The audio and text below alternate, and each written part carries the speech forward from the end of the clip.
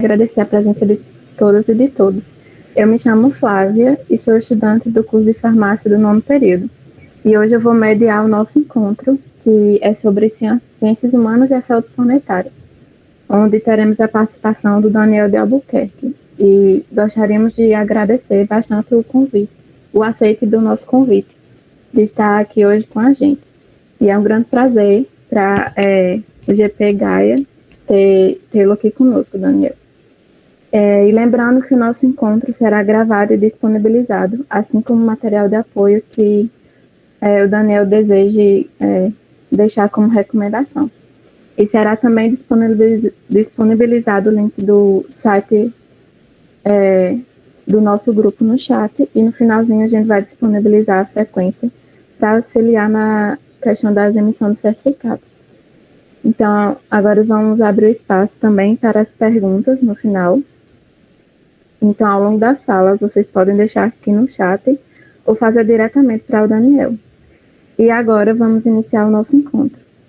Eu passo a palavra para o Daniel e peço que, por favor, se apresente. Boa noite a todos e todas, todes. Meu nome é Daniel, sou bacharel em Direito pela Universidade Federal de Pernambuco e atuo na assessoria jurídica junto ao Conselho Indigenista Missionário, mais conhecido como CIMI, é uma organização da sociedade civil de âmbito nacional, com sua sede em Brasília, e que se divide no Brasil, atendendo aos direitos dos povos indígenas, em 11 regionais. Eu faço parte do Regional Nordeste, regional que tem a sua sede aqui em Recife, de onde eu vos falo, e abrangemos, na nossa incidência enquanto regional, alguns estados. O norte da Bahia, Sergipe, Alagoas, Pernambuco, Paraíba, Rio Grande do Norte, Ceará e Piauí. Então, eu atuo diretamente com os povos indígenas desses estados, né, no sentido da defesa dos seus direitos, principalmente os direitos territoriais, no acesso ao território, na luta pela terra, que a gente vai conversar um pouco mais, e no acesso a políticas públicas, e pensando, né, também nesse link que os povos indígenas têm com a saúde planetária. Eu não diria nem link, mas o protagonismo mesmo que os povos indígenas exercem para a saúde do planeta. Então, acho que seria essa a minha apresentação inicial. Eu já continuo a fala? Já posso seguir? Pode sim, Daniel, fique à vontade. Bem, Daniel, você trouxe alguma apresentação ou vai ser só oral mesmo? Vai ser só oral. Oral. Vai ter um vídeo, né, que vai passar posteriormente. Vocês vão passar. Bem, pessoal, fui convidado, né, para essa live, para esse espaço. Primeiro, acho que agradecer, é uma honra estar aqui. Acho muito bonito o trabalho que vocês estão fazendo, né, de fundamental importância. Acredito que é urgente a gente pensar no tema da saúde do planeta, é urgente a gente pensar em alternativas aos modelos que estão postos, que chegam para a gente, alternativas nas nossas próprias vidas, né? Como a gente pode mudar, como a gente pode ser uma formiguinha que vai mudar, né, de certa forma, o encaminhamento do nosso planeta.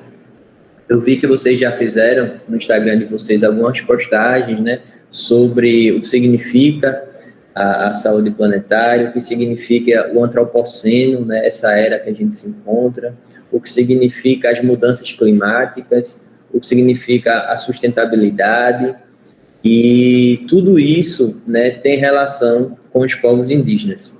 O CIMI é uma entidade vinculada à Igreja Católica, mas que, diferentemente de muitas ações, principalmente no passado, da Igreja, que buscava catequizar os povos indígenas, o CIMI, ele nasce de uma corrente progressista da Igreja, chamada a corrente da Teologia da Libertação. Uma corrente essa que busca pensar os seres de forma autônoma. Então, o Conselho Indigenista Missionário, CIMI, ele busca pensar e ter uma relação para com os povos indígenas de aliado mesmo na defesa de seus direitos, na luta, buscando sempre os povos indígenas como protagonistas de suas lutas, de seus momentos, conferindo prioritariamente, né, a voz, o espaço dos povos indígenas. Então, já deixo aqui a sugestão para que vocês chamem pessoas indígenas para falar aqui, para discutir, né, porque eu sou um não indígena, querendo ou não, que estou fazendo esse momento, mas acho que seria importante ter essa visão, né, das próprias pessoas indígenas, de lideranças indígenas, mulheres indígenas, né, pessoas que têm vivência comunitária e que refletem no seu dia a dia a saúde planetária nos seus afazeres, seja na sua agricultura, seja na luta pelo território, seja na gestão territorial. Então, inicialmente, seria isso, né? Então, ciências humanas e a saúde planetária, né? O meu local de fala é um local de fala dentro do direito, né? Então, como pensar o direito, né? Essa ciência jurídica e a saúde planetária. Eu acho que esse compromisso com a saúde planetária, com a democracia, com os direitos humanos, com os direitos dos povos indígenas, ele não está atrelado a uma ciência específica. Ao contrário, eu acredito que qualquer área do saber, qualquer ciência, se você utilizá-la enquanto instrumento, ela pode servir para o seu objetivo. Como assim? Você pode fazer enfermagem, você pode fazer direito, você pode fazer comunicação, você pode fazer biologia, você pode fazer veterinária. Todas as áreas do saber, todas as ciências, elas, se aplicadas de acordo com um raciocínio específico, elas podem sim ser utilizadas para o bem dos povos indígenas, para o bem da terra, para o bem do nosso país, da nossa democracia. Então, as ciências humanas e a saúde planetária, eu acredito que o viés que essa relação ela vai ter vai depender de cada um de nós, né? Então, vai depender de como a gente vai agir, como a gente vai se utilizar desse instrumento. Eu vejo o direito, no meu caso, como um instrumento de benefício à sociedade, de benefício à saúde da terra. Penso o direito como também um instrumento no enfrentamento às mudanças climáticas, no enfrentamento às violências que a terra sofre, né? Então, eu acredito que vai depender muito da nossa ação para com que a gente atua, para com que a gente estuda, para com que a gente faz, né? E mesmo que não se tenha uma graduação, que se tenha um curso técnico, eu acredito que o que vai importar muito é a nossa intenção e a prática, né? A praxis do dia a dia. Então, para falar um pouco, né, da questão dos povos indígenas do Brasil. Os povos indígenas no Brasil, né, os primeiros habitantes dessas terras, habitantes originários, os povos originários, são os protagonistas frente às mudanças climáticas. E por quê? Eu já faço essa afirmação, essa tese, já trago essa tese no primeiro momento. Há uma centralidade na vida dos povos indígenas, das comunidades indígenas, dos povos indígenas do Brasil, do mundo, da América Latina, de Abya-Yala, a centralidade da terra em suas vidas. Como assim? O território ele é fundamental para os povos indígenas.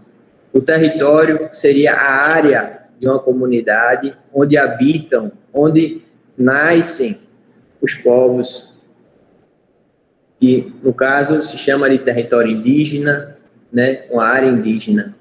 Por que é central? Porque lá tem toda uma relação com a religião, com a cosmologia desses povos, com a sustentabilidade, no sentido de uma subsistência alimentar, da segurança alimentar e nutricional, e que vocês fizeram post também sobre agrotóxicos, né? Então, como também se pensar uma outra agricultura, uma agricultura tradicional, que não se utiliza fertilizantes, uma agricultura saudável.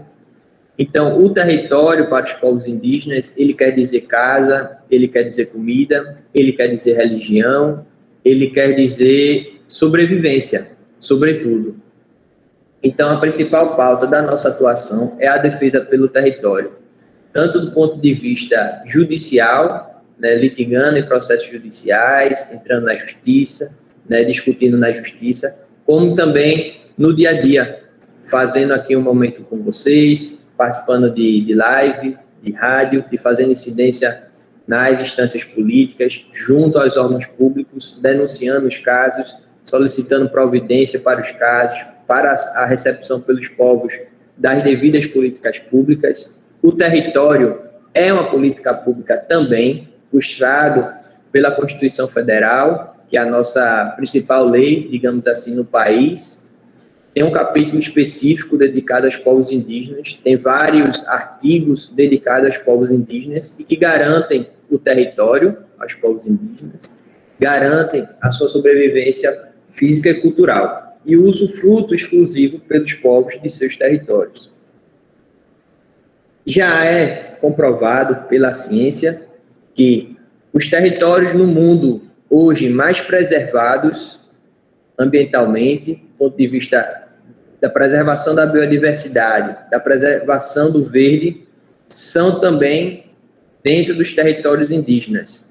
Os territórios indígenas, os povos indígenas, são quem mais preserva o meio ambiente no mundo. Não é no Brasil, não é na Paraíba, não é no Nordeste, não é no Brasil, não é na América Latina, é no mundo. No mundo, os povos indígenas também, na Paraíba, também no Nordeste, também no Brasil. Mas no mundo, quem mais preserva o meio ambiente são os povos indígenas. E por quê? Porque exatamente sobre a questão da centralidade do território, a importância do território. O território é vida. Então, para que se tenha um território saudável, é preciso preservá-lo, é preciso conservá-lo. Então, para isso, a gente vê diversas iniciativas, né, a forma de relacionamento dos povos indígenas para com a terra, para com esse organismo, é outro do que a sociedade envolvente atua. Então, a gente tem que aprender com os povos indígenas, é por isso que eu digo para a gente pensar num momento em que venham pessoas indígenas falar aqui, para que a gente possa aprender ouvindo-os. Porque eles estão há séculos resistindo, existindo e nos mostrando como se tem e como se faz uma relação saudável com a terra. Já nós, sociedade envolvente, a gente busca a nossa sustentabilidade através de grandes projetos, né, que destroem a terra. Há exemplo de um projeto que querem implementar em Pernambuco, de uma nova central nuclear. Há exemplo das minerações espalhadas pelo Brasil afora, e que estão aí nas matérias do Fantástico, estão aí no dia a dia, poluindo a Amazônia, poluindo todos os mananciais hídricos do país, acabando com a vida nesses locais. Então, pensar o território, pensar os povos indígenas e pensar a saúde planetária é uma relação que ela é intrínseca, né? Então, é por isso que é a importância dos povos indígenas para as nossas vidas, o respeito às suas formas de viver, são singulares de cada povo, específicas de cada povo, particulares de cada povo, e com os quais a gente precisa aprender para que a gente não tenha um futuro de não possibilidade de viver aqui na Terra. Isso está posto. Isso está posto. Caso a nossa espécie humana ela não preserve a natureza, ela não preserve esse organismo no qual a gente vive, no futuro a gente não terá condições de aqui habitar. Porque o aquecimento global, a mudança climática é fato, né? A Terra é redonda, é um fato também. Então a gente não pode deixar para lá, não pode deixar para no futuro resolver, tem que ser já.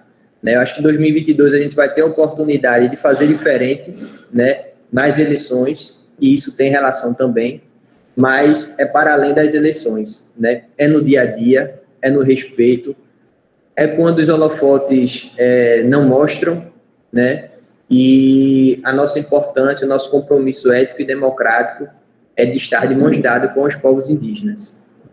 Então, pensar na preservação do meio ambiente, né, ela é pensar também no respeito aos direitos dos povos indígenas. Um dos principais vilões hoje da vida dos povos indígenas no Brasil se chama gado, se chama desmatamento, se chama grandes projetos, se chama violência, né? Infelizmente, na pandemia, de acordo com o próprio relatório de violência, um material que o CIMI publica todos os anos, a violência contra os povos indígenas aumentou demais durante a pandemia. A gente pensava que poderia ser um momento de trégua, mas em verdade não foi. Esses povos vivem o que se chama de guerra de baixa intensidade. É uma guerra diferente daquela que a gente estuda, como foi a Primeira Guerra ou a Segunda Guerra Mundial. Seriam guerras de alta intensidade. Esses povos vivem uma constância no sentido do sofrimento e resistência, enfrentamento às violências. Por exemplo, números que se referem a assassinato de lideranças indígenas no Brasil cresceram nesse último período observado, dos dados de 2019, cerca de 60%, né, correspondendo a quase 200 homicídios de lideranças nesse respectivo ano. Então, a gente vê que é uma realidade muito dura, muito difícil, né? Não é um conto de fadas, e são essas lideranças que buscam garantir a saúde de todo o organismo terra, né? São as lideranças indígenas que estão no fronte dessa guerra, que estão na defesa da natureza e são muitas vezes silenciadas, não as conhecemos, né? E estão subjugadas principalmente pelo Estado e os poderes privados. Na Paraíba, por exemplo, uma das grandes dificuldades que os povos indígenas na Paraíba têm é com o mercado imobiliário. Então, já foi num período com também a indústria da cana, já foi com a indústria têxtil. Hoje, o mercado imobiliário, a indústria da cana também permanece. Então, vocês que estão em Campina Grande, nesse estado do povo potiguara, povo tabajara, povo cariri, e também os indígenas venezuelanos do Aral, que eu acredito que com certeza vocês já devem ter visto pelas ruas da cidade, vivendo em extrema vulnerabilidade social, estão aí presentes, estão, de certa forma, próximos de vocês, e há sim, né, possibilidade de ajudá-los, possibilidade de fazermos a nossa parte, junto com eles, né? Então, eu acho que a grande mensagem, né, que eu gostaria de trazer nesse espaço é de como tem papel fundamental os povos indígenas no enfrentamento às mudanças climáticas, no enfrentamento a toda a violência que a natureza sofre e, principalmente, para a manutenção da saúde planetária, né? Quando eu escuto, né, esse termo, né, saúde planetária, me vem muito isso, né, a preservação da natureza e que ela não pode ser para amanhã, ela tem que ser já, né? Os índices estão aí, a gente hoje já sofre o impacto das mudanças climáticas, o litoral paraibano, ele reflete, né, aos olhos vistas, o avanço do mar, que é uma consequência do aquecimento global. Então, eu acho importante a gente ressaltar esses aspectos. Dentro do direito, né, que nem eu estava dizendo, é um instrumento que a gente pode ir para um lado, pode ir para o outro, e a gente tem que ver qual lado que a gente quer estar, né? A gente hoje já desenvolve uma teoria, busca, né, desenvolver uma teoria geral dos direitos da natureza. Alguém já ouviu falar sobre os direitos da natureza? Está todo mundo com a câmera fechada, esse pessoal quer o certificado. Mas será que alguém já ouviu? Pode mandar mensagem no chat. Já ouviu falar sobre os direitos da natureza? O que seria isso? Vamos ver se alguém reage aqui. Samuel, sim. Mais alguém? Vamos lá, vamos ver se alguém... Certo. Que massa, Samuel. Vamos debater. Então, vamos lá, né? Acho que a gente vai ter um momento do debate também. Os direitos da natureza, o que seria isso, né? É engraçado que durante a escola, né, durante até o ensino formal, até na universidade, a gente escuta muito falar da natureza, não pelo nome natureza, mas por matéria-prima, né? Não, é a matéria-prima, é a matéria-prima, é a matéria-prima, e acaba sem pensar, né, o que é a matéria-prima, né, o que significa matéria-prima. E aí é onde reside, de certa forma, o problema, né, de a gente ver a natureza só de forma objetificada, como algo que vai prover a base para que a gente faça um produto, para que a gente crie algo a partir dela, para que a gente extraia a natureza e a partir dela a gente produza algo, né? Então, o que seriam os direitos da natureza? Os direitos da natureza seria pensar a natureza como um todo, não enquanto objeto, né? Objeto que a gente pega aqui, faz o que quiser, escava, minera, faz uma usina nuclear, toca fogo, desmata, acaba com a árvore. Não nessa forma, não como objeto, mas como sujeita de direitos. A natureza enquanto sujeito. Como assim? Nós, seres humanos, somos sujeitos e sujeitas de direitos, né? Para alguns grupos sociais, para algumas parcelas da população, isso ainda é negado, né? Ainda é negado. A exemplo dos povos indígenas, mesmo que oficialmente não exista mais a tutela, eles têm sim autonomia para litigar, para tocar nas suas vidas da forma que assim bem entenderem, certo?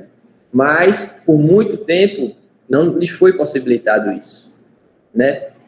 Isso nos remete também à própria escravização que ocorreu aqui nessas terras, da população preta, e como esses direitos foram negados também. Então, não é pensar a natureza como mero objeto, mas sim como sujeita de direitos, que tem voz, que tem representação e que pode atuar por si. E aí, como? Isso são outras discussões. Mas apenas trazendo isso para que a gente busque pensar daqui para frente a natureza e enxergá-la com os outros olhos, né? Ela também tem direito. Por que não tem direito, né? Será que o nosso direito, enquanto ser humano, ele é maior do que o direito de uma árvore, o direito de uma região, de uma localidade, de um bioma, de um animal? Será mesmo, né, que a gente, enquanto espécie, a gente precisa e deve subjugar as demais espécies que existem, né? A gente faz isso, e é por isso que o mundo está se acabando. E é por isso que o aquecimento global está aí, as mudanças climáticas estão aí, e a gente já pode não ter condições de habitar aqui a Terra.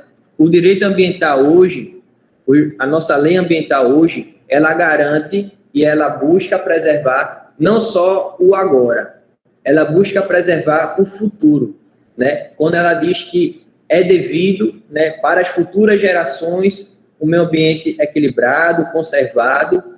Então, hoje a lei ela já prevê essa preservação para as futuras gerações. Nossas filhas, netos, bisnetos, eles já têm direito de receberem de nós, que estamos aqui no agora, um meio ambiente equilibrado, uma natureza preservada, respeitada, né? Um planeta com saúde.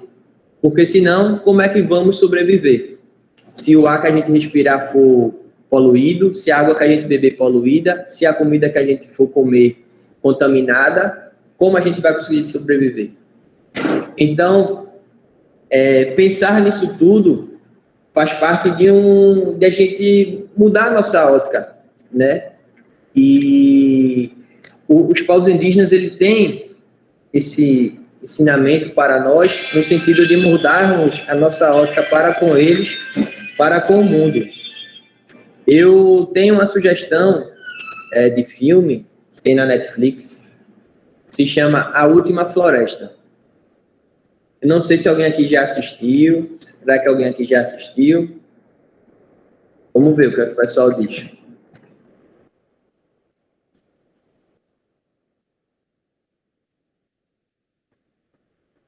Fran já assistiu.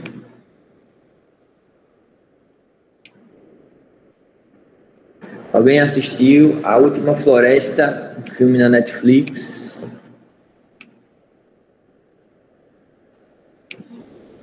Bem, é um filme muito interessante, né? Teriam várias indicações, sugestões, mas é um filme novo, né? Um filme muito bom. Um filme que fala um pouco sobre a vida do povo Yanomami, é um povo indígena que se localiza na fronteira do Brasil com a Venezuela, no estado de Roraima. E é um dos povos mais impactados, que estão na situação mais difícil do país, inclusive com reconhecimento internacional, inclusive com medidas cautelares da Comissão Interamericana de Direitos Humanos para a desintrusão do território. O que seria a desintrusão do território? Seria a saída, a retirada das pessoas não indígenas do território indígena. No caso, invasores, né? É um povo que lida hoje com a atividade forte de garimpo, de mineração, lida já com o crime organizado, e são cerca de 30 mil invasores que tem na terra indígena Yanomami, no estado de Roraima. Então, é um filme muito interessante e que ele é feito a partir da ótica do próprio povo Yanomami. Então, botem aí na lista de vocês da Netflix, né? Acho que pode ser algo complementar a essa minha fala aqui. Acho que é algo bem interessante, né? Então, acho que já para finalizar, o que eu gostaria de trazer, resumidamente, né, seria isso, né?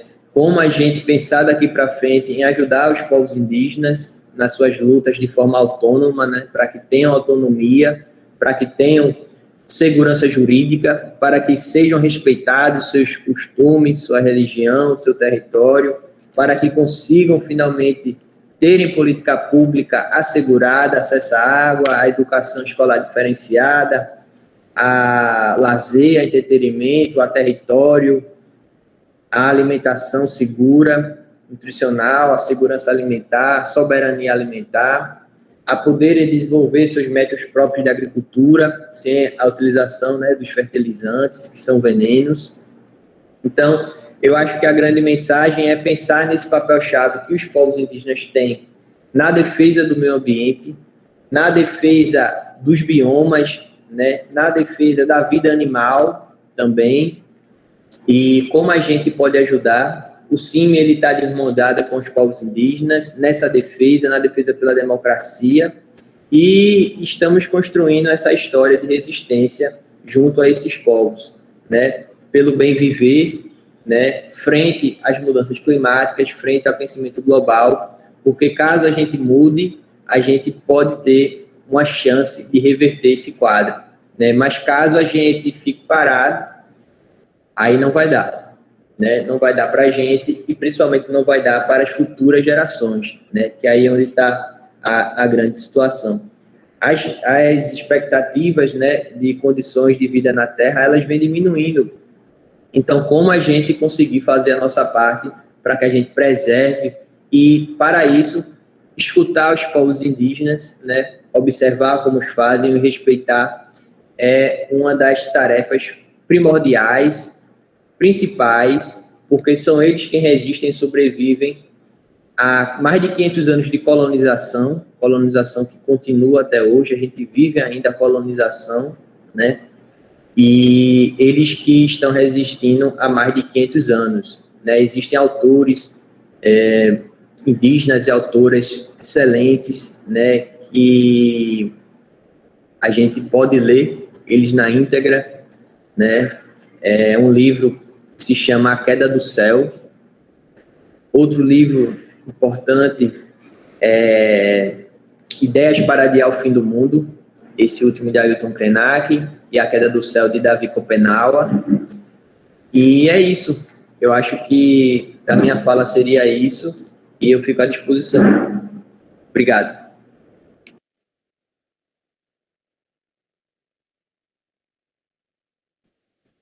Muito bom, Daniel. Fechamos com chave de ouro, porque você conseguiu sintetizar, acho que todas as áreas de conhecimento na sua fala, que foi bem interdisciplinar, transdisciplinar. E eu vou passar o vídeo agora e depois a gente discute mais, tá? Tem tanta riqueza na tua fala que eu acho que a gente se estenderia. E é melhor colocar o vídeo para pegar o fio do que você falou, que é justamente o olhar de povos quilombolas, né? No caso, é um quilombo específico, que é o quilombo de Quingoma, na Bahia. E aí eu vou passar para vocês, gente. É um vídeo de 9 minutos, mais ou menos. Foi um vídeo indicado na pós-graduação que eu estou fazendo na Fiocruz. É uma pós-graduação em cultivo biodinâmico de plantas medicinais. O nome é grande. Cultivo biodinâmico de plantas medicinais para desenvolvimento de territórios saudáveis e sustentáveis no Distrito Federal. E aí a gente tem diversas abordagens, é uma pós-graduação bem transdisciplinar também, e a gente teve esse tópico de falar sobre racismo, de falar de racismo ambiental, e a gente trouxe para vocês também, vou compartilhar aqui. E aí, ao fim do vídeo, a gente faz as discussões com o Daniel, tá?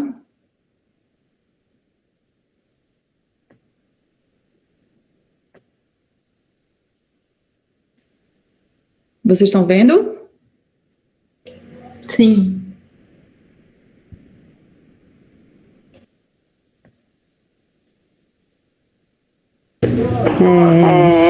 Moro aqui no Quilombo Quingoma, no povoado Quingoma de dentro, que são 3 áreas, Quingoma de fora, Quingoma de dentro e Primeira Quingoma. Moro aqui onde foi o primeiro núcleo mesmo de resistência negra do Brasil, formado em 1569.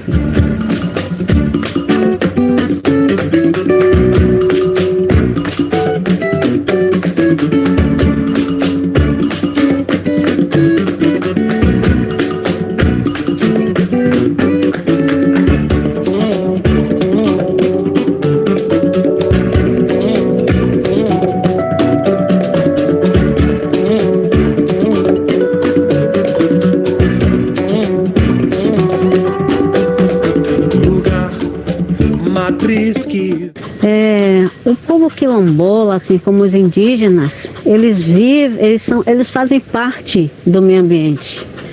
Nós fazemos parte do meio ambiente porque nós convivemos bem com a natureza. Tudo que a gente extrai, a gente tem a natureza. E para a nossa sobrevivência é necessário que essa natureza esteja preservada, né? Essa natureza que nos alimenta e que a gente, quilombola indígena, favorecemos para que ela continue sempre viva, sempre nos dando a sua sombra, a sua comida, a tudo aqui, os seus remédios, aquilo tudo que nos mantém vivo. E a gente vem sofrendo muito com a questão das da via metropolitana e do que ainda pretendem fazer de vias aqui dentro. Empreendimentos imobiliários que vêm ao longo do tempo devastando tudo, acabando com a natureza. Nós tivemos ultimamente com a via metropolitana que acabou com 5 rios que cortavam aqui o quilombo.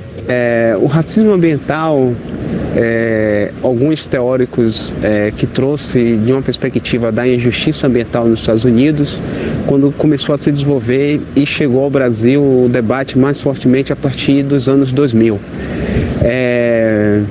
Em alguns momentos a gente tentou entender o que era esse racismo a partir dos conflitos, das violências que existe a partir da política pública de meio ambiente para e com aquelas comunidades que são de diferenças étnicas e diversidade. Comunidades negras, rurais, quilombolas, povos indígenas, marisqueira, pescadores, terreiro. Do ponto de vista aqui do estado da Bahia, em 2008, com o professor Júlio Rocha, a gente começou a fazer um debate sobre racismo ambiental, conceituando como uma estratificação das pessoas pela sua dimensão étnica, racial e de classe, né? Então, é um conceito que vai trabalhar o racismo a partir do que se discute sobre racismo institucional, como é que os órgãos públicos delimitam políticas públicas a partir da dimensão racial. Então, se eu sou negro quilombola, se eu sou indígena, se eu sou de terreiro de candomblé, se eu sou marisqueira pescadora, a política pública vai pensar de um jeito o meu direito. Então, quando você nega o direito, você pratica injustiça e, no nosso caso, ela está por um determinante racial, que é o racismo ambiental.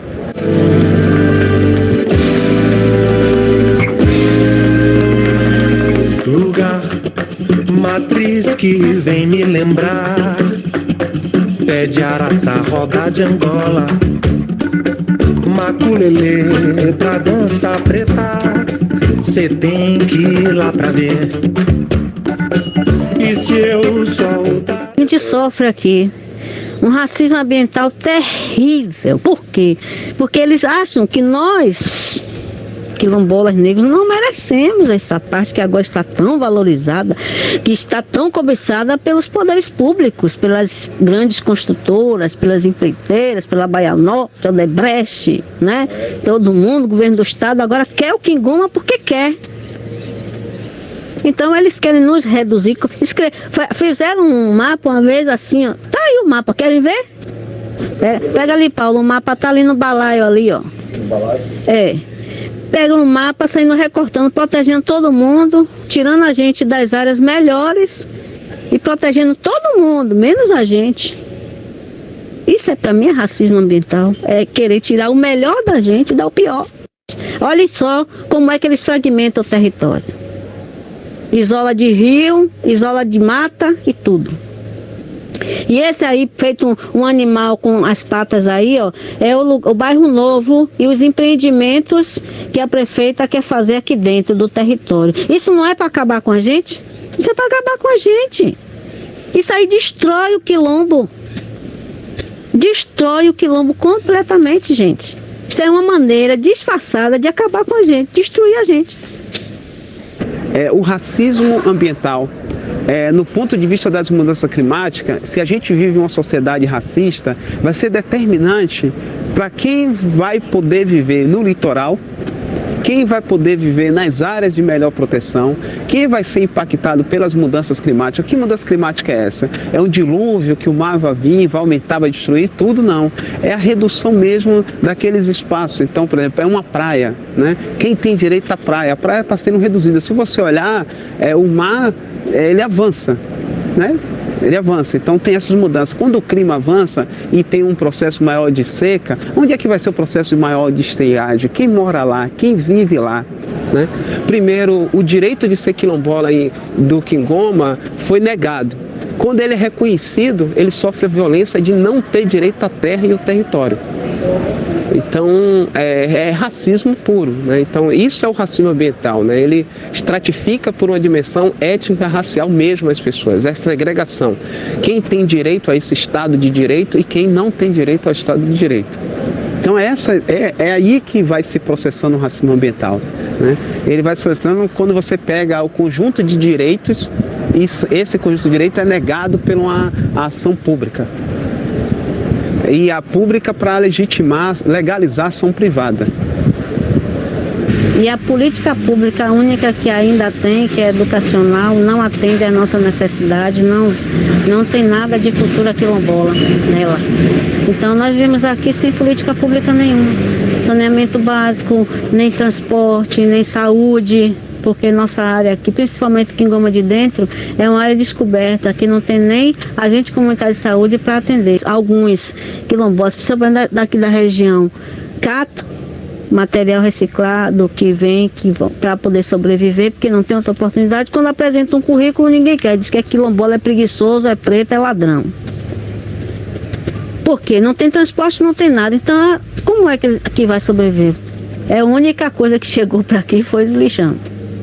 E agora está fazendo outro, porque esse aqui entupiu, está botando outro na justificativa que é para dar condições da gente sobreviver, de alguns que são catadores, porque não tiveram outra oportunidade, tinha que catar para sobreviver. E aí eles dizem, sabe o que? Eu soube numa reunião que me falaram, se eles querem lixo, é lixo que eles vão ter.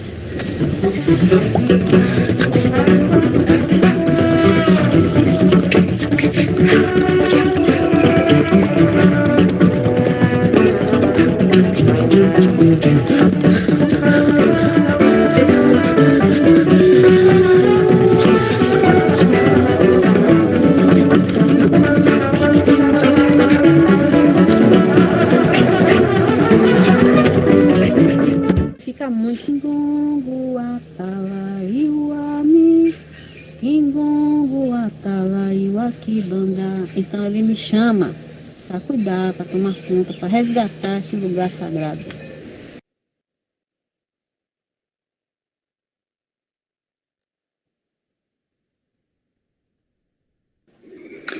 Muito forte, né? E bem ilustrativo da nossa conversa. E e como esses povos tradicionais, eles são os grandes responsáveis, né? Daniel falou os povos indígenas principalmente, mas como falaram no vídeo, os quilombolas, ribeirinhos, todas essas comunidades tradicionais, como nós devemos a elas e como elas são necessárias, né? E acho que a gente pode abrir para pergunta agora.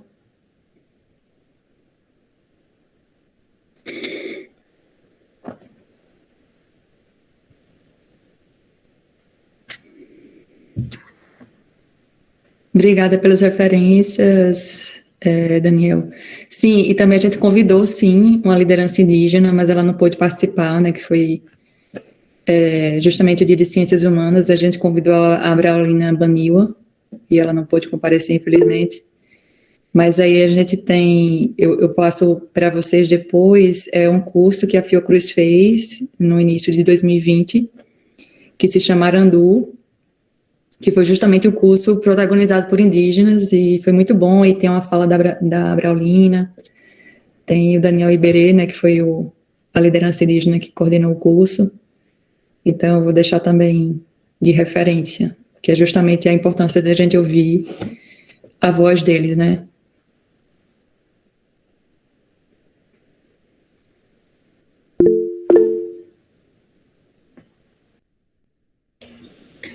Daniel, agradecer também a sua fala, foi muito boa.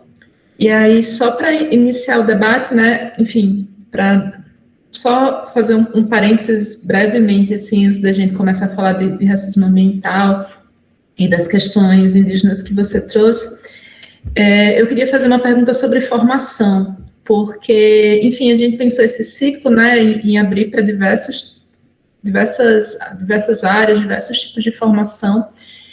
E eu e a Larissa, a gente conversa muito sobre isso, né, na nossa formação. A gente é contemporânea, e na nossa formação a gente não acessava muito essas questões ambientais. A gente é da área da saúde, né, e a gente não fazia algumas correlações, né, essas correlações com a saúde planetária, elas foram vindo depois, né.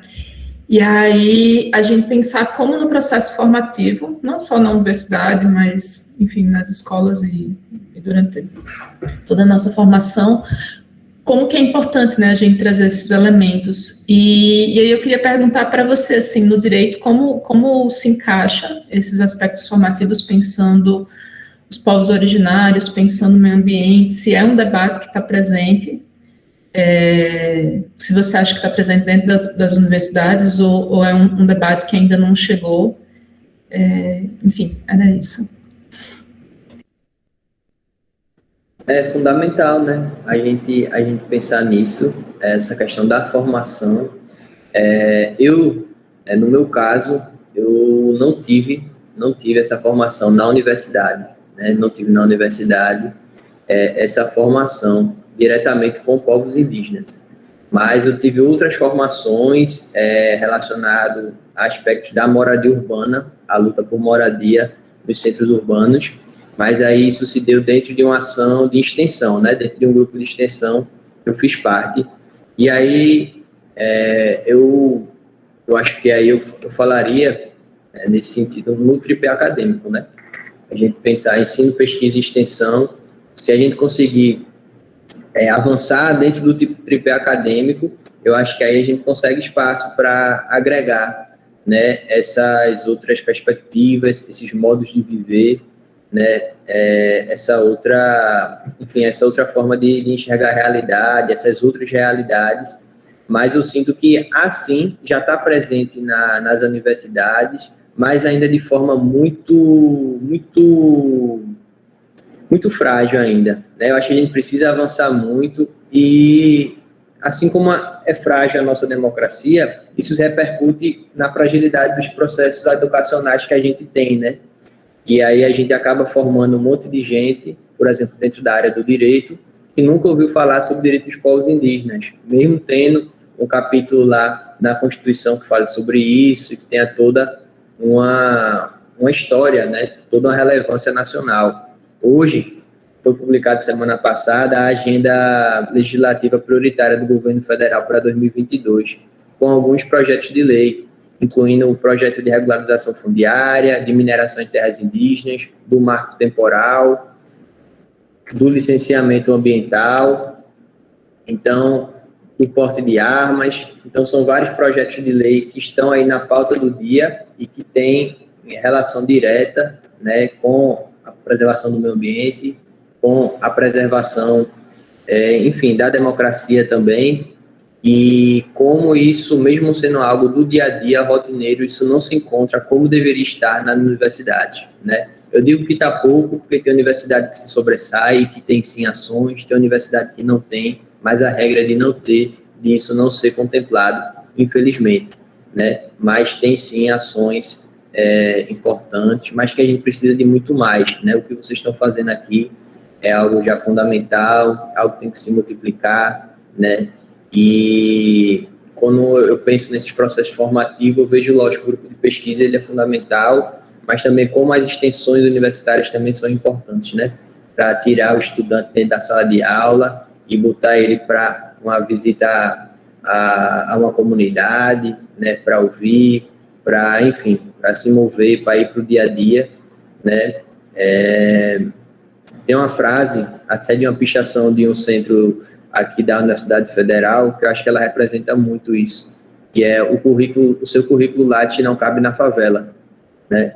Será que os nossos currículos Lattes, né, eles cabem na favela? Eles teriam aplicabilidade numa realidade distinta do que a de quem tem o privilégio de estar na universidade, né, de estar estudando, e depois que se forma, será que o nosso Lattes, né, ele vai ter aplicabilidade no sentido positivo para os povos indígenas, né, para a população carente, para quem está em condições difíceis de vida? Então, acho que a gente tem que avançar muito em processo formativo. Felizmente, o governo que a gente está hoje, já desde Temer, busca retirar conteúdos, né, por exemplo, relacionados aos povos quilombolas, povos indígenas, do ensino infantil, do ensino fundamental, do ensino médio, buscam tirar da grade curricular esses conteúdos que já são fragilmente também ministrados, né? Precisaria de mais, muito mais, mas só os que têm hoje, mesmo com leis e com tudo, buscam retirar esses conteúdos para que a gente forme pessoas ignorantes, né, da realidade social. Infelizmente, e o maior ignorante está no poder, né? E é fruto dessa fragilidade nos processos formativos.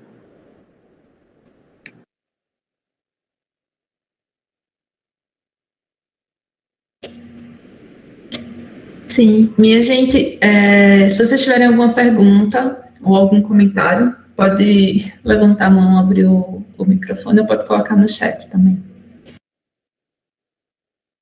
É só comentar, né, a fala de Samuel aqui, que ele fala que se vivencia cotidianamente esse processo de castração dos direitos, e com certeza, né, Samuel, com certeza, eu acho que quando a gente fala de povos indígenas, a gente precisa, sim, falar de racismo, né? Esses povos sofrem racismo e também sofrem esse, digamos assim, outro tipo de racismo, que seria o racismo ambiental, né? Assim como os povos quilombolas, pescadoras, quebradoras de coco, todas as comunidades tradicionais, né? Com o avanço do capitalismo, né? Capitalismo esse que precisa daquela matéria-prima para poder fazer o seu produto, né? Com essa necessidade de extração mineral, né?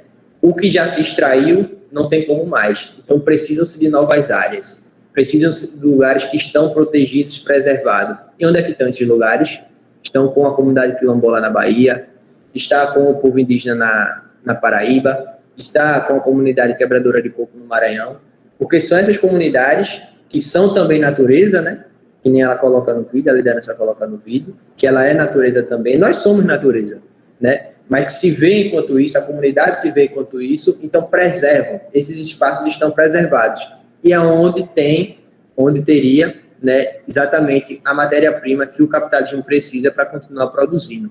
Então, a frente hoje exploratória no mundo, na pandemia, o garimpo na pandemia, ele não diminuiu, ele aumentou, né? Então, você vê a tentativa do governo federal de passar garimpeiro como comunidade tradicional, como povo tradicional. Você vê a tentativa de regulamentação do garimpo da atividade mineratória no Brasil, né? Então, assim, hoje, esses ambientes, né, eles sofrem também esse racismo devido à necessidade do capitalismo de mais produção, de mais matéria-prima e de continuar essa forma predatória da natureza, né? De ver a natureza como objeto, de não pensar no outro dia, mas só de encher o bolso e de continuar com a exploração predatória da natureza.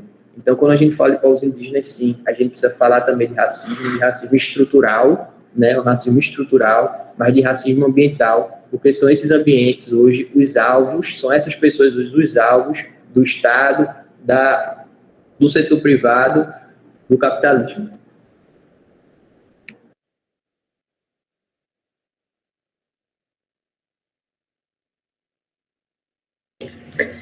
Daniel Samuel colocou aqui outra pergunta no chat também, eu vou ler aqui.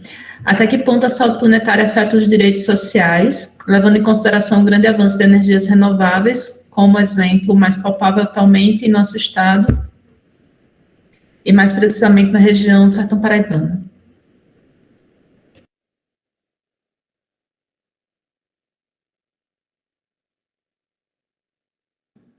Qual seria esse exemplo do Sertão Paraibano? Eu acho que energia eólica, não é, Samuel? Não sei se você quer abrir o microfone para explicar melhor.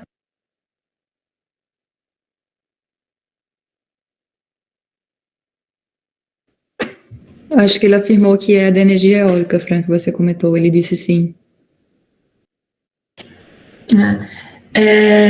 Só fazendo um comentário também com o Daniel, a gente teve no segundo dia a presença da Kainara, né, que é da arquitetura e urbanismo, e a gente conversou um pouquinho, né, sobre essa questão das energias, e como o Daniel falou, teve no início da fala dele, né, como, enfim, algumas coisas que a gente pensa enquanto sustentabilidade, né, que vai chamar de capitalismo verde, trazem prejuízos para a saúde planetária também, e é interessante a gente pensar, e depois, Samuel, a gente pode disponibilizar esse dia da Kainara para se ver como é interessante a gente pensar, né, sobre essa questão do ecofascismo, ou como o capitalismo verde vai se disfarçar e vai se apropriar dos territórios e vai, enfim. Mas era só para contextualizar, Daniel, que a gente conversou também no segundo dia, mas fica à vontade. Legal, com certeza, né? Eu esqueci de mencionar, eu vi essa postagem de vocês também sobre a Revolução Verde, né? Hoje a gente sofre com ela, a tentativa, né, também do governo federal de passar o máximo de agrotóxicos, permitir o máximo de agrotóxicos possíveis. Uma das violências cometidas contra povos indígenas e comunidades tradicionais no Brasil é a pulverização de agrotóxicos. Como assim? Né? Um helicóptero, um avião cheio de agrotóxico, passa por cima de uma comunidade e despeja por onde passa os agrotóxicos para cair nas lavouras, para cair nas casas, para cair nas pessoas. Então, esse fato, ele assim, já está sendo cotidiano no Brasil. Então, comunidade camponesa, território indígena, território quilombola, sofre com a pulverização de agrotóxico. Não só nesse sentido, né, de uma violência direta com o uso de agrotóxico, mas, lógico, consumindo comidas intoxicadas, que não têm qualidade, ou até privando as pessoas de atuarem a sua agricultura de forma tradicional e livre desses insumos, né?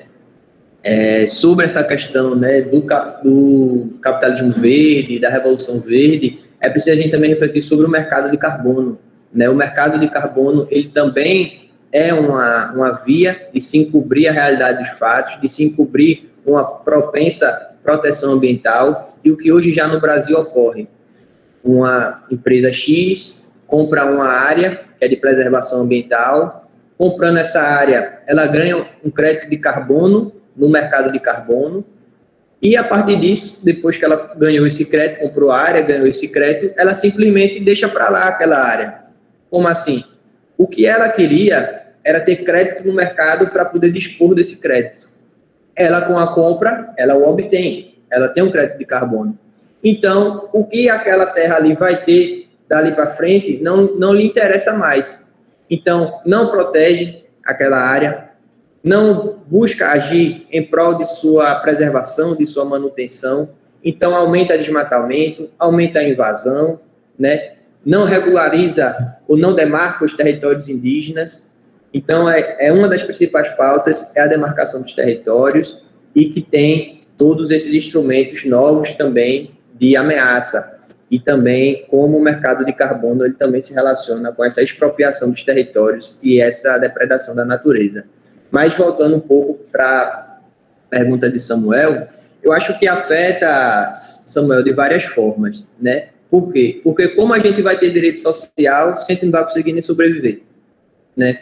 Se a gente não puder sobreviver, se a gente não tiver condições de habitar a terra, como é que a gente vai poder falar em saúde? Como é que a gente vai poder falar em educação, em lazer, em segurança, em bem-estar, né? Como é que a gente vai viver em sociedade? Como é que a gente vai tocar o dia após o outro, né? Como é que os nossos direitos sociais, eles vão existir, eles vão ser respeitados, eles vão ter continuidade, eles vão ter processos de construção. Se nem sobreviver, a gente vai conseguir. Se o nosso planeta, no caso, não estando com saúde, né? Então, eu acho que é uma questão, assim, de base, né, de relação direta, né, a saúde planetária e os direitos sociais. Os direitos sociais, para a gente usufruir deles, a gente precisa ter condições mínimas, né? A gente precisa ter uma saúde, né? A gente precisa ter um meio ambiente preservado, a gente precisa ter condições de sobreviver. Após isso, a gente conseguiria avançar, construir, melhorar a moradia, o transporte, a alimentação, né? O que são os direitos sociais, né? Então, acho que se relaciona nesse sentido. E vejo que sim, né, as energias renováveis, sobretudo a solar, né, em vistas de muito impacto que não é querendo comparar, nem entrar nesse mérito de discussão. Mas como a energia eólica também, ela também tem os seus impactos, né, e muito também para comunidades tradicionais, né? Você coloca torres eólicas dentro de comunidade ou próximo de comunidade, como isso já afeta, né? Tem matérias sobre isso já, né, que falam, trazem um relato de comunidades que já sofrem com as consequências de formas, digamos assim, errôneas de implementação da energia eólica, e é aquilo, né? Nada é perfeito, mas sim são alternativas, né? A gente precisa avançar nelas, na energia eólica, na energia solar, sobretudo, mas pensando qual a forma de implementação dessas energias, né? Como é que a gente vai implementar a energia eólica, onde, como, né? De que forma? E assim como a solar, a gente vai desmatar 20 campos de futebol para fazer uma usina solar? Ou fazer uma usina eólica? Né? Se faz isso, mas será que é por aí? Através do desmatamento? Será que não seria, por exemplo, chegando numa comunidade e colocando em cada casa uma placa solar que dê para render o consumo daquela casa? Será que não poderia ser uma forma, né? E com isso, né, cada casa, cada família tendo sua energia de forma autônoma, né? Isso ser muito mais benéfico para a sociedade, né? E, lógico, são sim alternativas, a gente precisa avançar nelas para que não avancemos mais no que muito já se fez, né, nessa fase neodesenvolvimentista e desenvolvimentista que o país passou, das grandes obras, dos grandes projetos, né, como a transposição do Rio São Francisco, como usinas nucleares, como as grandes minerações, né? Então, a energia renovável, principalmente a solar, nesse formato individualizado, são sim alternativas, a gente tem que pensá-las para o futuro, né? Mas de forma, lógico, democrática, acessível e para quem mais precisa.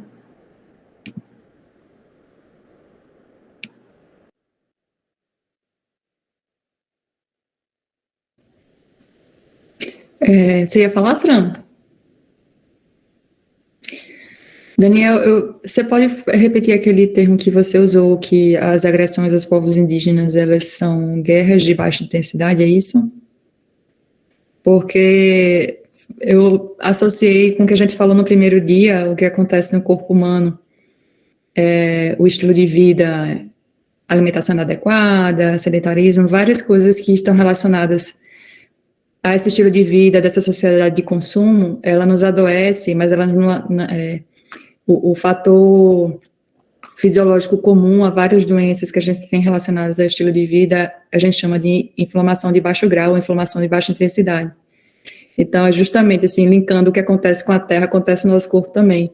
Então, esses povos protetores que seriam nosso sistema imunológico protetor, eles vão sendo atacados, né, aos poucos, e isso vai nos adoecendo aos poucos, e a gente tem essa incidência alta, prevalência alta de doenças crônicas não transmissíveis, e justamente não acontece uma grande guerra no corpo que nos alarma, enfim, e a gente toma uma atitude mais enérgica para resolver, sei lá. Mas eu fiz esse link, achei bem interessante, né? E sobre políticas públicas, eu queria, não sei se você poderia trazer algo, mas eu tenho essa inquietação de existir, né, as políticas públicas, elas são formuladas, mas nem sempre elas são executadas, né, enfim, e como é que nós poderíamos ser mais ativos, cidadãos poderiam ser mais ativos, tanto na cobrança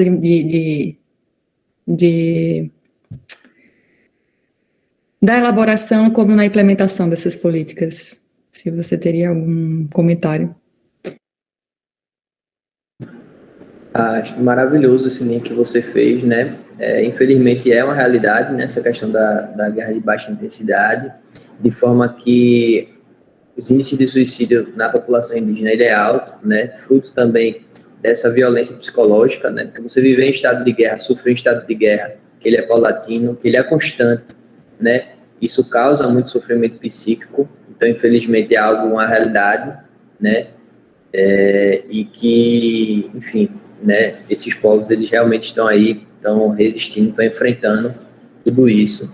E foi muito bom mesmo esse link. Vamos botar para frente esse link aí, né? Acho que tem todo sentido, né? E sobre as políticas públicas, né? Eu acho que a gente está dentro de uma democracia que ela é participativa, né? A gente, enquanto cidadão, a gente não está restrito a ir de 4 em 4 anos, apertar o dedo lá no botão, né? Isso não nos resume, né? Como é que isso vai resumir a nossa cidadania? Então, eu acho que a gente estudar, né? A gente se formar, a gente ter uma consciência política, ter uma consciência crítica, eu acho que isso já é um primeiro passo. Após isso, é pensar em como essa elaboração. A gente vai conseguir elaborar de forma direta? Não vai. Ou, a gente aqui, enquanto grupo de pesquisa, a gente pode propor alguma coisa para o município de Campina Grande, relacionada a esse tema. Enfim, né, puxar reunião, fazer divulgação, né, fazer espaços formativos, né? Eu acho que as políticas públicas elas são construídas, lógico, diretamente com o poder público, com os agentes, né, as atrizes, os atores que estão ali no dia a dia, que estão ali assinando, né, que são os personagens políticos, que estão lá porque a gente quem escolhe eles, né, mas eles continuam lá porque também é a gente que deixa eles lá, né. Então, eu acho que a elaboração, né, ela pode ser direta nesse sentido de, a gente constrói um projeto e apresenta ao poder público, ou a gente pede uma reunião, ou a gente pede uma audiência pública para discutir sobre determinado tema, ou a gente faz um aulão aqui no auditório e deixa aberto para todo mundo, a gente vai na praça conversar, a gente vai fazer uma campanha educativa na rede social, a gente vai aproveitar nossa rede social e vai divulgar pautas. Eu acho que os caminhos são muitos, né? Acho que tem muitas possibilidades, mas uma das coisas principais é estudar o que são políticas públicas também, né?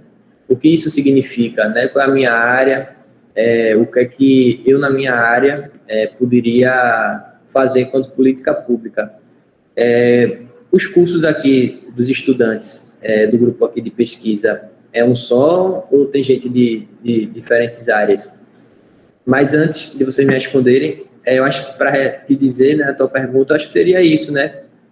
A elaboração, sim, de projeto, de possibilidade, de pensar, né? A gente quer fazer algo para alguma comunidade. Então, é primeiro conhecer a comunidade e escutar a comunidade, né?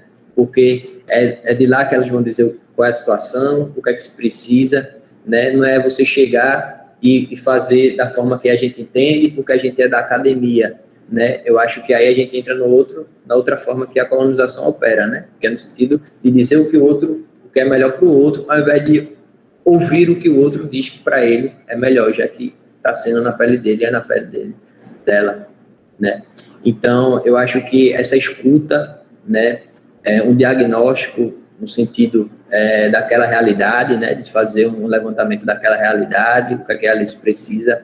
A gente está aqui, está precisando de água, e a bomba de água da gente fica do lado de fora da cerca, e o pessoal quebra lá a bomba de vez em quando, ou o cano passa por aqui, o pessoal joga veneno, né? Eu acho que tem que ter essa escuta, tem que ter esse diagnóstico da realidade, depois pensar no que se pode ajudar, através de quê, através de qual área, e, enfim, ir construindo, né?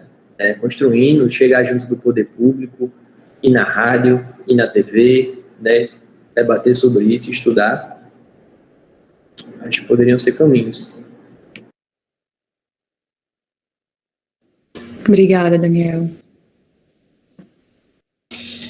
Daniel, te respondendo sobre a gente, na verdade, eu estou num campus de expansão, que é no interior, enfim, a sede da UFCG fica em Campina Grande, mas o central, assim, do grupo de pesquisa da gente fica em Cuité, que é no interior da Paraíba. E aí, o grupo hoje, a gente é basicamente da área da saúde, né, mais farmácia e nutrição, mas aqui no ciclo, né, a gente abriu para todos os estudantes da UFCG, então a gente tem diversas formações, algumas pessoas já são graduadas, outras, enfim, com formações diversas, assim. Então, a ideia é a gente tentar expandir o debate mesmo, e aí o tema às vezes faz a gente pensar que é muito voltado para a gente da área da saúde, mas que não, né, que todas as áreas conversam entre si, e o importante é, enfim, que seja multidisciplinar e que seja o mais amplo possível, né. Que legal, né? Eu acho que, assim, farmácia e nutrição, eu não sou da área, assim, mas a sabedoria indígena, né? A história que os povos indígenas têm de cultivo de ervas, da medicina indígena, né? Dos elementos que os povos indígenas usam para cura, né? Para tratamento, né? Assim, a história de vida da nossa medicina, né, dos fármacos, do ponto de vista, assim, formal, ela é mais recente do que a história desses povos e a sobrevivência desses povos, né? Então, o que é que esses povos, né, com a sua sabedoria ancestral, originária, utilizam, né? E é isso. Aí, para isso, eles utilizarem, eles precisam de um território, precisa ter o território respeitado, né, e eles terem condições de plantar, de cultivar, de colher, para poder aplicar a sua medicina, né? E a nutrição, a agricultura indígena, né? Quais são as alimentações tradicionais, né? Qual é a forma de cultivo tradicional que não usa insumo, né? Quais são as plantas mais utilizadas? Isso vai depender da geografia, né? Vai depender das condições também de se nutrir, né? Mas, a depender da região, tem alimentos tradicionais, tem forma de preparo tradicional e que garantem, né? É o que a liderança quilombola traz no vídeo, garante a vida, né? Garante a segurança alimentar e tradicional. E a segurança alimentar e nutricional, que é um dos percalços de muitos povos indígenas no Brasil, né? De passar fome, de depender de cesta básica, de não ter água, né? De depender de carro-pipa. Então, isso enfim, são links que eu penso, assim, já passando um pouco da minha área.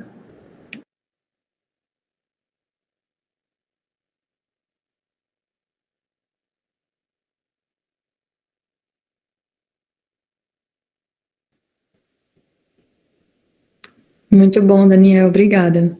É justamente isso, né? A gente entender que o debate ele é transdisciplinar sempre, quando se trata de saúde planetária, e como a gente tem que integrar, né, todas as áreas.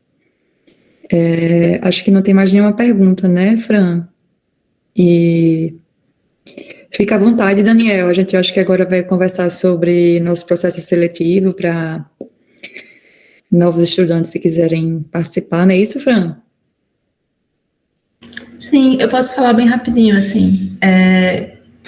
Minha gente, na quarta-feira, A gente manda um e-mail para vocês, aquele e-mail que a gente tem conversado, para a gente ampliar o processo seletivo do grupo, né? Enfim, vai ser um processo seletivo muito simples, mas para vocês colocarem a intenção e por que vocês acham que trabalhar com esse tema é bacana, para a gente tentar fazer esse processo de expansão, né? E aí, independente de quem está no centro de Cuité ou não, né? A ideia é que a gente possa expandir para qualquer estudante da UFCG que tenha interesse, né? E aí, então, na quarta-feira a gente manda um e-mail, e aí quem participou, né, quem tiver interesse em submeter, de participar do grupo, a gente vai ficar muito feliz. O grupo hoje ele tem que ser organizado mais como um grupo de estudo, e aí a gente tem, como o Daniel falou, a gente teve experiências com a extensão, está tendo experiências agora com atividade de pesquisa. A pandemia dificulta um pouco as atividades de extensão, mas a gente torce muito para que, enfim, a situação melhore e que a gente possa cada vez mais expandir.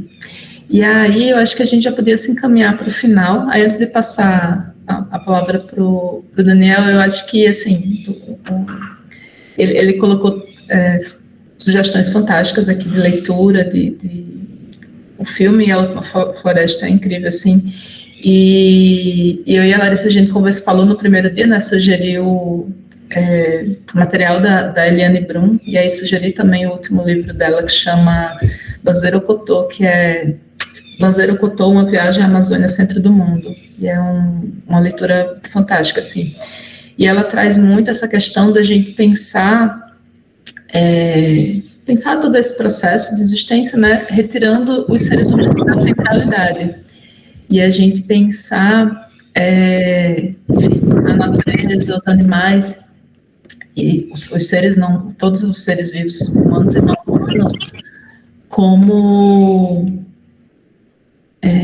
centrais também nesse nosso pensamento, né, nessas nossas discussões. E aí o Daniel trouxe tão ricamente a questão da gente pensar os direitos da natureza e incluir todas as diversidades, né, as outras formas de linguagem, as outras formas de cultura, né, para além do modus operandi, do padrão que se coloca, né, a gente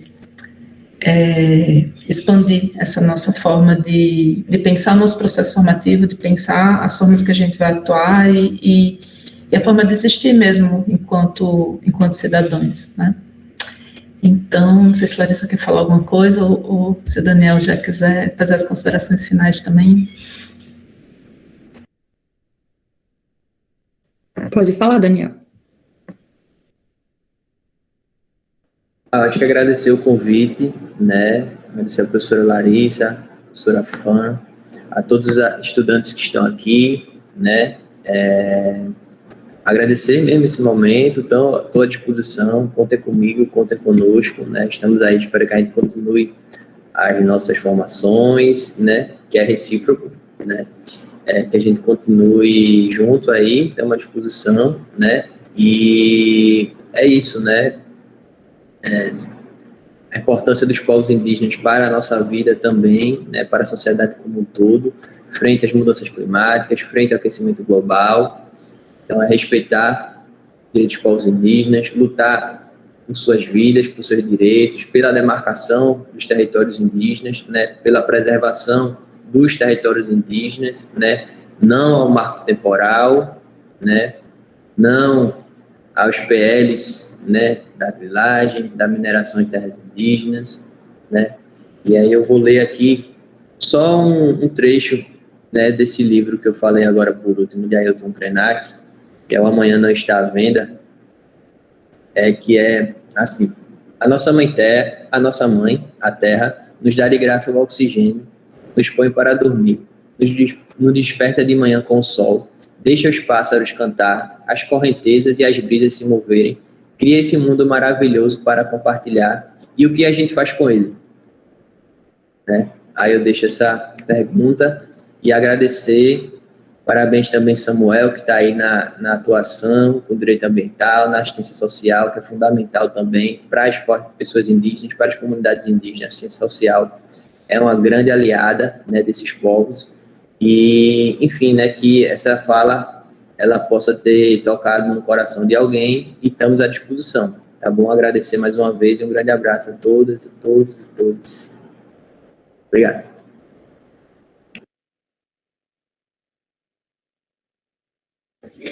Obrigada, minha gente. Boa noite. Obrigada, Daniel. Mais uma vez, a gente também está à disposição. E um abraço, pessoal. Obrigada imensamente, Daniel. Você foi uma surpresa, nos ajudou assim, em cima da hora e foi providencial. Foi muito boa a sua colaboração. E obrigada a vocês todos de terem participado e bem-vindos ao grupo, quem quiser se juntar a nós. E, enfim, estamos à disposição. E obrigada, Geise, Gabi, Gabriel, Bia e Flávia, né, nos nossos veteranos, pela ajuda na organização. Enfim, deu tudo certo, que bom. E viva, e vamos semear saúde planetária. Tchau, pessoal. Um abraço.